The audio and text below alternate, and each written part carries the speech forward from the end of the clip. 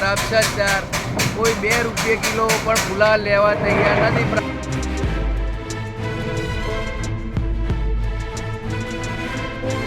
UP કોઈ જગ્યાએ ખરીદ કરનાર નથી. વેપારી 2 રૂપિયા કિલો આપવા તૈયાર છે, ખેડૂત તો પણ લેવા તૈયાર નથી કોઈ. સાબરકાંઠા જિલ્લાના પ્રાંતિજ સહિત તાલુકામાં ફ્લાવર કોબીજની ખેતી મોટા પ્રમાણમાં થાય છે અને પ્રાંતિજ તાલુકો ફ્લાવર કોબીજની ખેતીમાં જિલ્લા સહિત રાજ્યમાં અવ્વલ નંબર પર છે.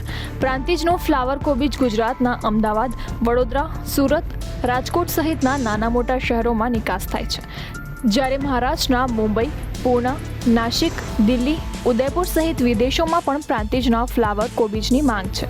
ત્યારે હાલ તો પ્રાંતિજ તાલુકાના ખેડૂતો અન્ય શાકભાજીની ખેતી છોડીને ફ્લાવરની ખેતી તરફ વળતા ફ્લાવરનો પાક પુષ્કળ પ્રમાણમાં તૈયાર થયો છે.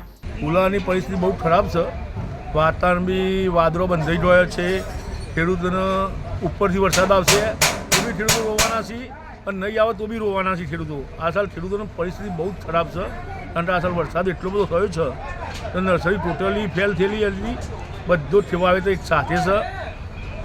તો બીજી તરફ કમોસમી વરસાદને લઈને વાદળો આવી જતા ફ્લાવર એક સાથે ફૂટી જતા ખેડૂતોએ પાકનો ઉતારો શરૂ કર્યો છે, પરંતુ બજારમાં ફ્લાવરનો પાક એક સાથે આવતા હાલ બજાર ભાવ ન મળતા ખેડૂતોની હાલત કફોડી બની છે.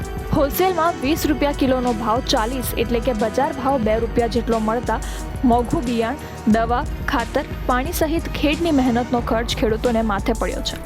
ખેડૂતો ફ્લાવરનો પાક માર્કેટયાર્ડ ખાતે વેચાણ અર્થે લઈને આવે છે, પણ ભાવ ન મળતા ખેડૂતોમાં નિરાશા જોવા મળી રહી છે. ફૂલાની પરિસ્થિતિ બહુ ખરાબ છે અત્યારે.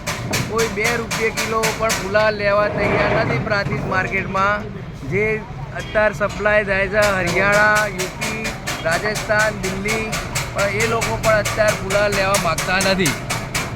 એટલે ખેડૂતોના અત્યારે કંઈ પોસાય એવું છે નહીં. 10 રૂપિયાનું પાઉચ આવે, 20 રૂપિયાનું ભાડું થાય અને મજૂરી બધું કંઈ મળે નહીં, તો પણ ખેડૂતો 2 રૂપિયા કિલો આપવા તૈયાર છે, પણ કોઈ લેવા તૈયાર છે નહીં. ચલણ નથી. વાતાવરણે ખાસ ભાગ ભજવી લીધો છે બરાબર.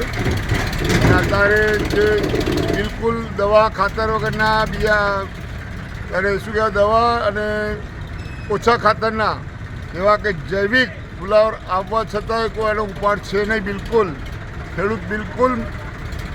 ખેડૂત પોતાની પરિસ્થિતિથી શું કહેવાય તોબા પોકારી ગયું છે.